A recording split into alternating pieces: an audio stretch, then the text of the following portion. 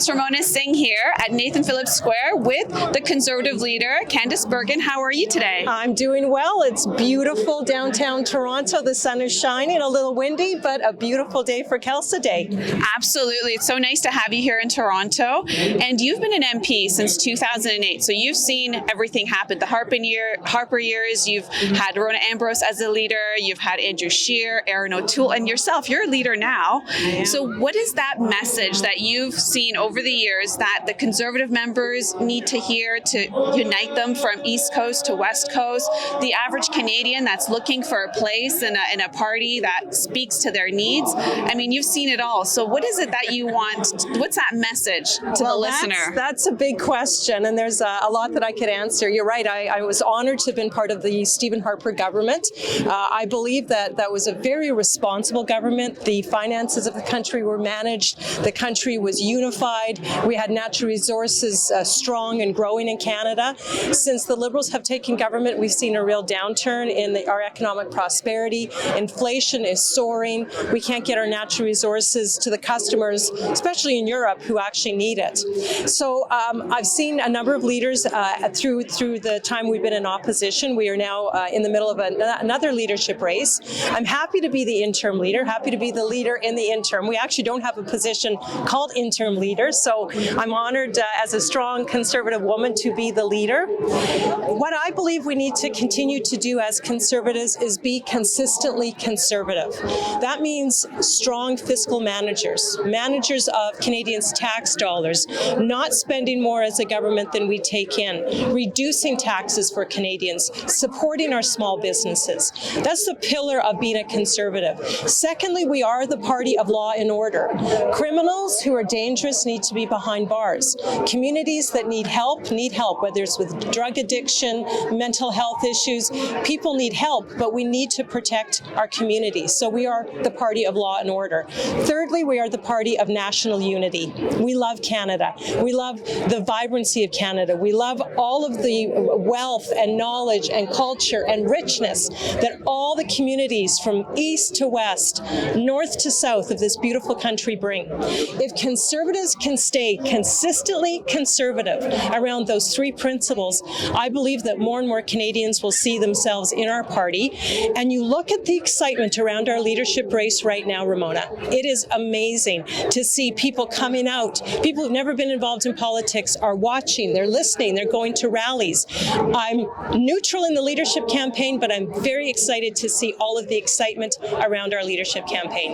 Yes, it's been quite a buzz with, all the headlines are all about the leadership, even more so than the provincial election that's just around the corner, I have to say, as a media person, looking at what's going on in the landscape. And so now you became leader earlier this year. It was during the Freedom Convoy that took place in Ottawa for a few weeks.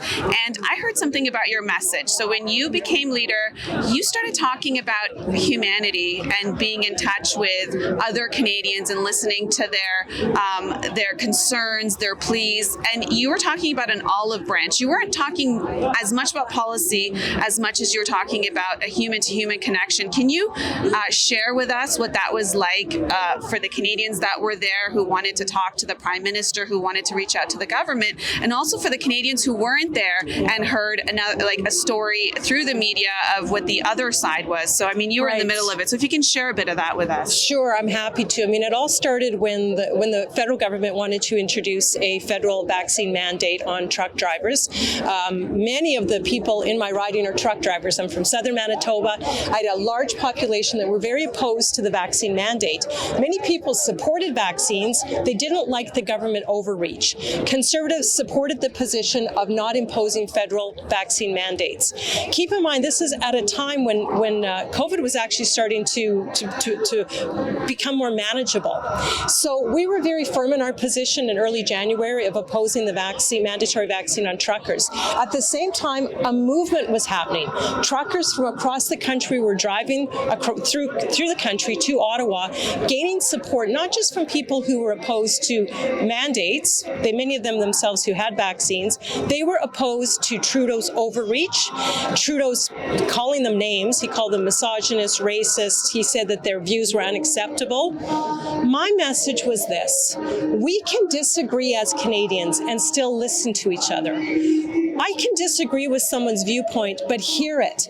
Their views are not unacceptable because I disagree. And I think what Trudeau did, and what we even found out later he was trying to do, was wedge, divide, and stigmatize Canadians with his policy. That's not what a leader should do. We've seen that in other parts of the world where leaders do that, and I would expect more from this Prime Minister. So my call to him was this: Prime Minister, you don't have to agree with the truckers.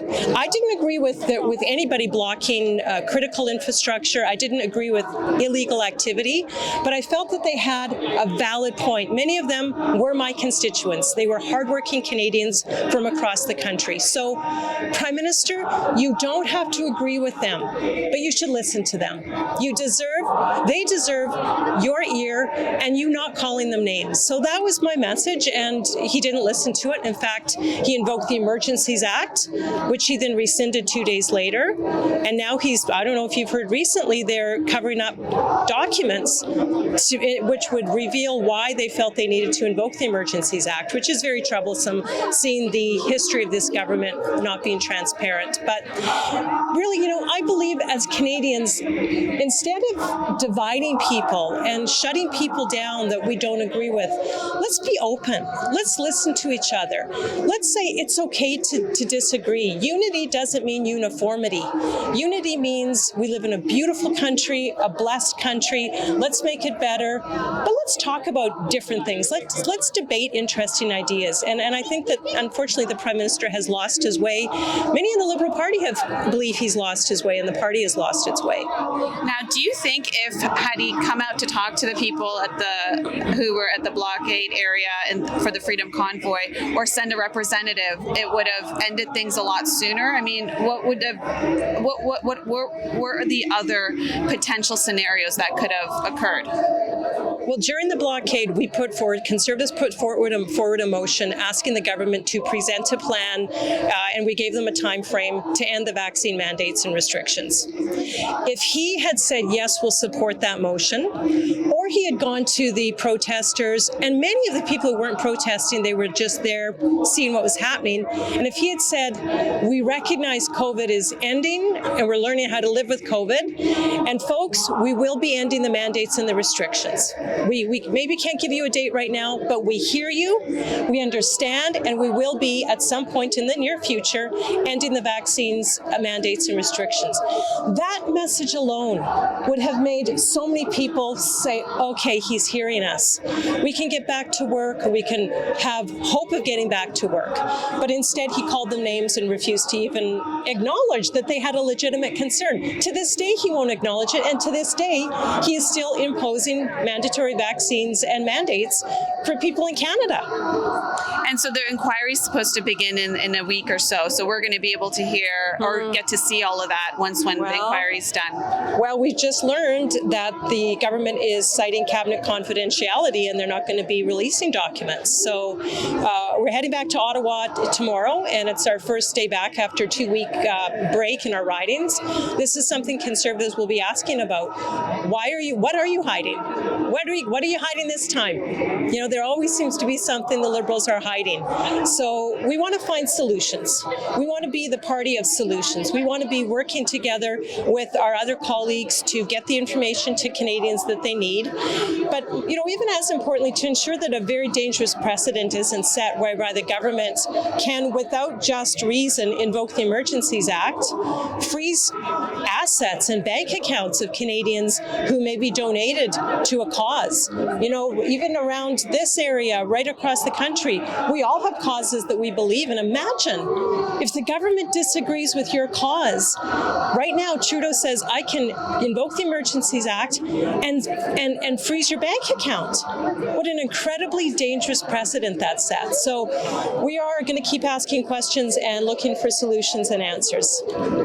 And the Liberal budget just came out just a few weeks ago. What are some of the things that you wish you could have seen, and what are some things that you do support in that budget? Well, we really wanted to see tax cuts for Canadians. We believe that Canadians are at a breaking point when it comes to the cost of housing, the cost of rent, cost of gasoline, which makes the cost of groceries and everything everything else go up. We felt that there were some practical things the government could do to give tax relief to Canadians. We didn't see that. We also wanted to see a bit control spending. And when I'm saying that a bit sarcastically, because this is the government that spends so much. They've increased permanent government spending by 50%.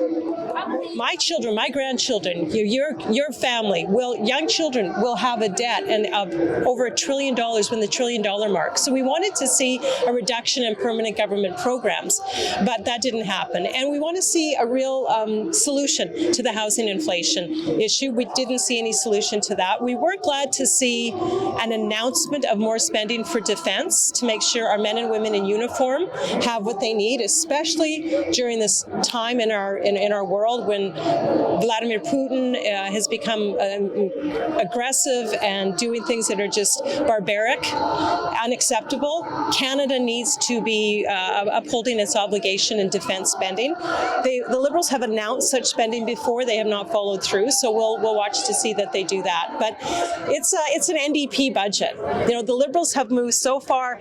Even people who voted Liberal under Jean Chrétien or Paul Martin don't recognize this party any longer. Its fiscal policy has moved so far to the left. Spend, spend, spend, and then tax. And even reasonable Liberals don't agree with that policy. And so now you're in the job until September 10th. So that's just around the corner, a few months. What are some of your priorities of what you want to accomplish while you're the leader of the Conservative Party? Well, I had two priorities. I knew I can't accomplish a lot in 6 months, but I'm the kind of woman, I set a goal and I achieve it. Two things. I wanted to bring unity and a sense of team back to our caucus and our party. I wanted party members to be proud to be Conservative. I wanted us to show that on policy we would be consistently Conservative.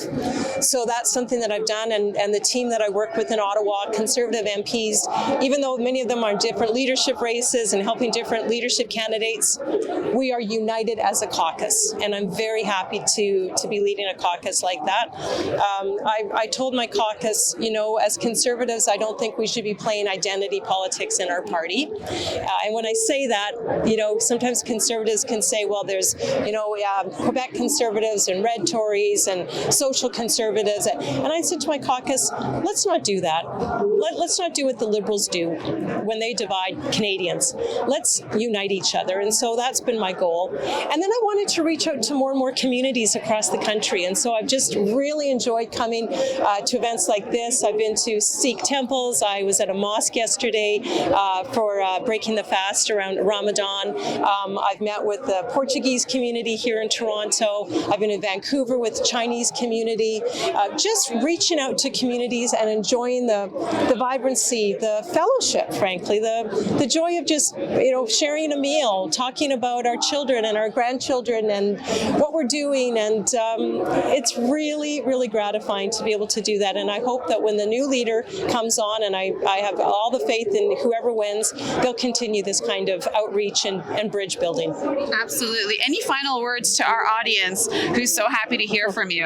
Well, on this beautiful day here in Toronto, downtown Toronto, happy Khalsa Day and happy Sikh Heritage Month, which is the month of April. It is just an absolute joy and pleasure to be here, and I'm going to be bringing greetings. But for those of you who are watching, thank you so much for the contribution that you make to Canada. Not only your culture, your faith, and how you live your faith, but in what you do with your families, your business, and your communities. Thank you for being you.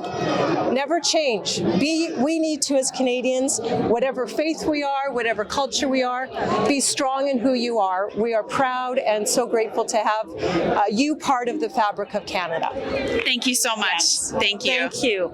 Thank you. This was Candice Bergen, who's in Toronto at Nathan Phillips Square at Khalsa Day. Thank you.